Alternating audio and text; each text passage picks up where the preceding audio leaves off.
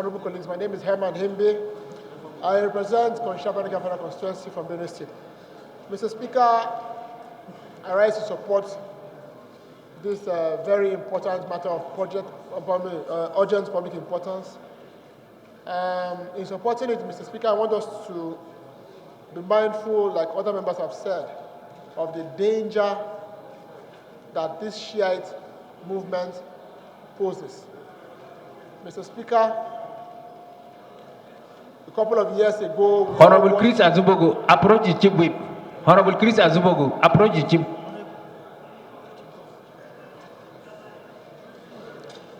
Mr. Speaker,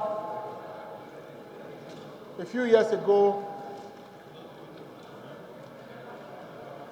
the leader of the Shiite movement in Nigeria, Sheikh El-Zakzaky, was arrested by men of the Nigerian army.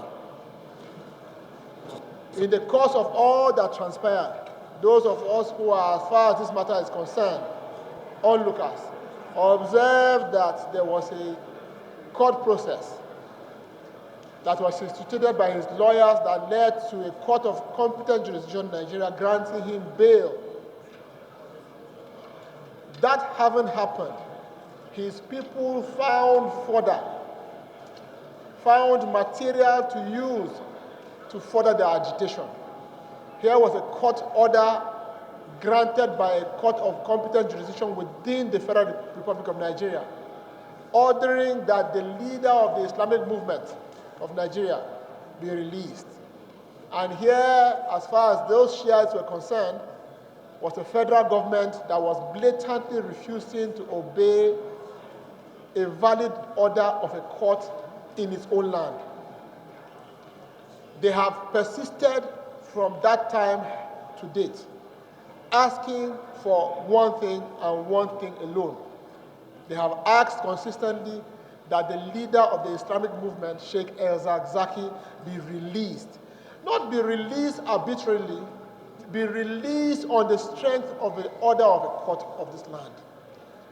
I'm a Christian, so I do not understand the differences between, necessarily, except for what I read, between the Sunni sect of Islam and the Shia sect of Islam.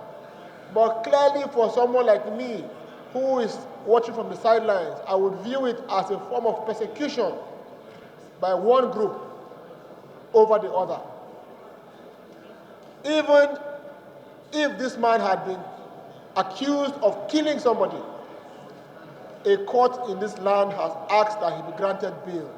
It is only fair, it is only right, it is only just before us as a people and in the presence of onlookers from the international community that this government be made to obey that order. Now, they have persistently come here to Abuja every week, every day, demanding for the release of their leader.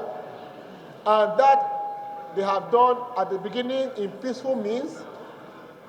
And because the thing has continued over time, it is gradually degenerating. Now, lives have begun to be lost. We gather that their own lives have been lost in the past. Lives of security agencies have been lost in the past.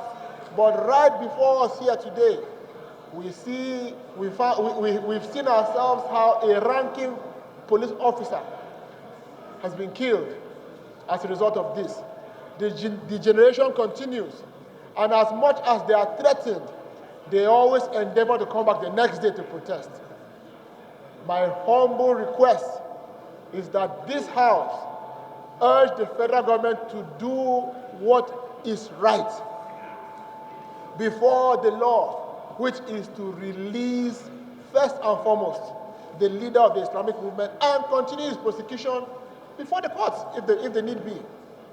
But to say you will continue to hold on to that man when it has absolutely become unreasonable to do so, we will simply be inviting for further anarchy, because we are descending as it is into anarchy, where you refuse to